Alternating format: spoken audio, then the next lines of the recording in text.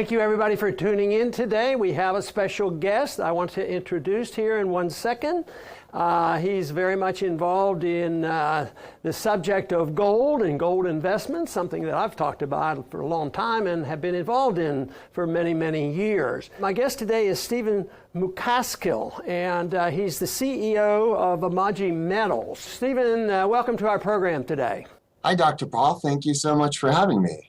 Give me an idea of what you think's going on today, the conditions of this country. What are you anticipating? Do you think that things aren't so good and they're going to get bad in 20 years? Or what's your timetable for the problems that we face and how they're going to be resolved? Things are pretty bad.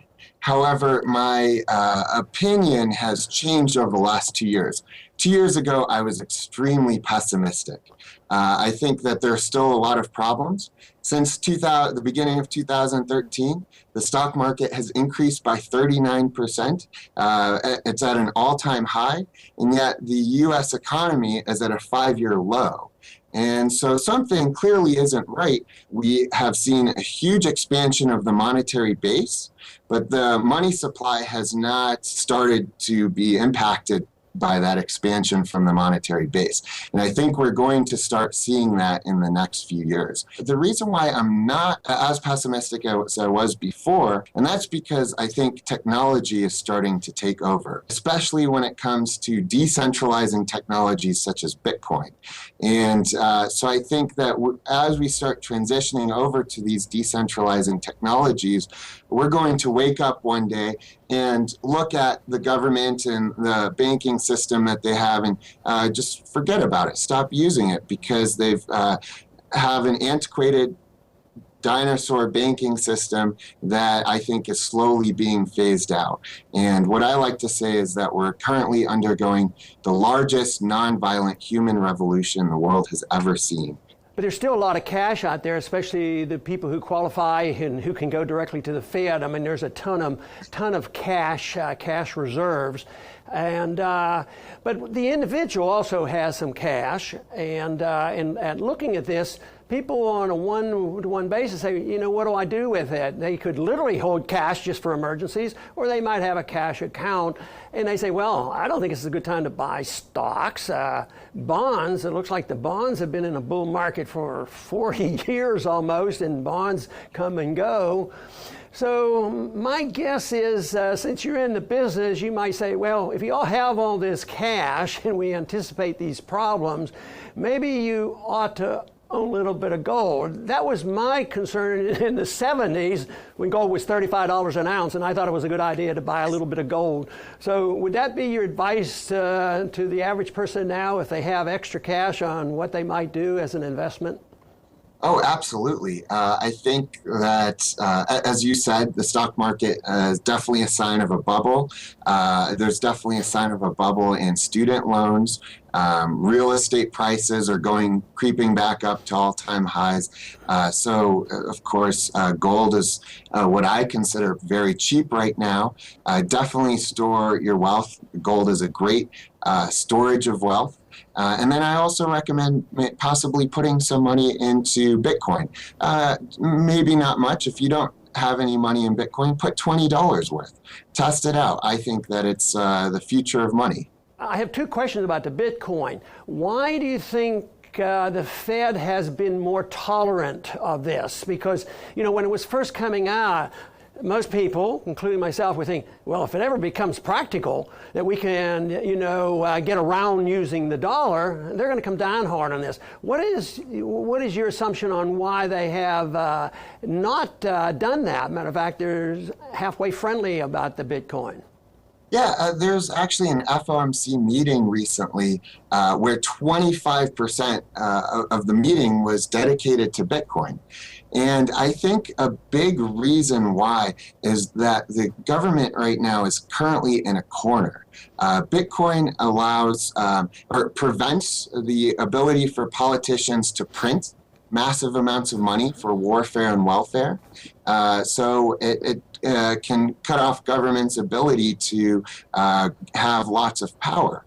So I think that they're realizing that they have to work with Bitcoin as opposed to regulate it or try and stop it, because the cat's out of the bag. The technology is there. There's no way of stopping it now that it's out. So I think they're unsure of what to do right now. They're trying to figure out how they can start taxing it, how they can work with it, because if they start working against it, it will be very bad for them. The idea of a commodity currency and money is its limitation, and limited by nature, and governments can't print it. They can abuse a gold standard, and they can print money in relationship to it, which they've traditionally have done over the years. But the value of a Bitcoin depends on its limited supply. You know, people have to be convinced that there's a limited supply, or that whole thing falls apart. And obviously, a lot of people have been convinced there will be a limited supply, and they have placed confidence in that. But I saw something the other day that sort of caught my attention, and it seems like they want to combine the two. They're talking about a cryptocurrency backed by gold. So how can you bring those together, and what do you think they're talking about, and what do you think of that idea? Yeah, I think it's a very interesting idea, and an idea that should be pursued.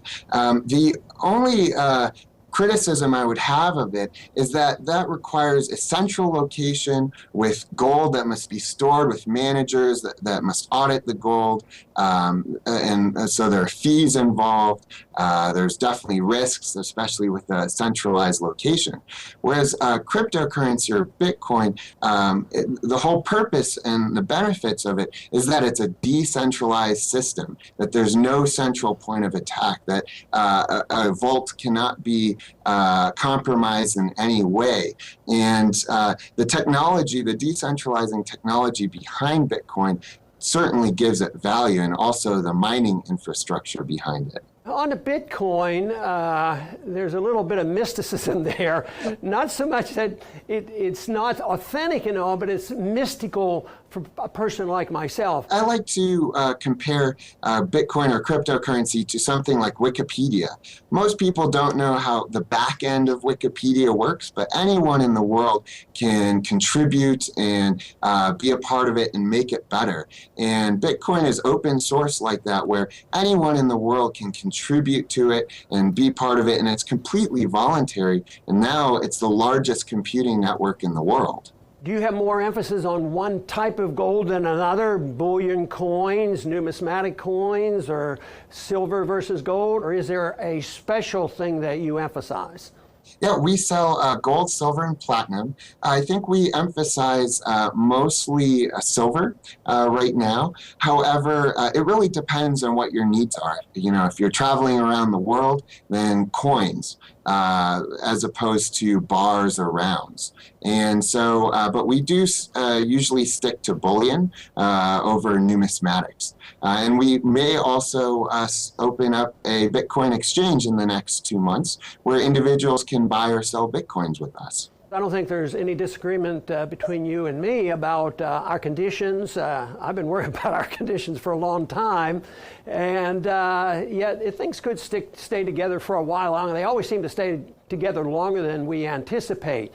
But there are going to be more and more people interested, because I don't think people are going to find salvation in the stock market, and we're going to have another stock market crash. And I'm concerned about when they leave the bonds, and I'm concerned about as they leave the dollar, and they are going to have to go to something else. Now, if they want to find out a little bit more about what you do in investment and what you offer, what your company offers, do you have, excuse me, both a website or an 800 number that you might put out there for our listeners? Yes, absolutely. You can visit us at amagimetals.com. That's AMAGI metals.com. And we have free market news. We have market alerts for all sorts of commodities, from precious metals to Bitcoin. Or you can give us a call at 1-800-882-8496. Okay, I think we need to wind down. I thank you very much for tuning in today. I hope this has been helpful to you. We are definitely living in an age where the system we have today is going to end. This whole idea that you can have endless debt endless borrowing and endless printing of money and have a sound economy, it's absolutely impossible. So we're in the middle of this, and it's going to get worse. So this is one thing that you can look to, and that is look to the possibility of putting some of your money into the precious metals. And thank you for being with us today. Thank you so much for having me, Dr. Paul.